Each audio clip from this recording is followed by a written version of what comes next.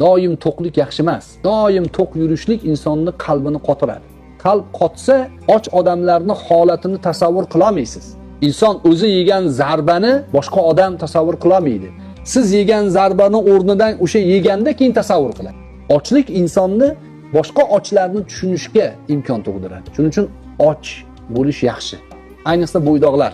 Bo'ydoqlar och yurishligida zinodan tiyilish bor.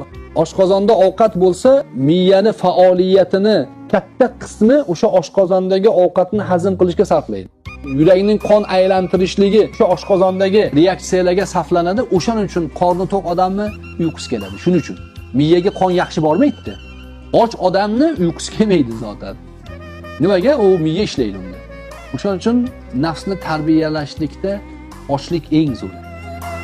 Doim to'q yurishlik insonning qalbini qotiradi.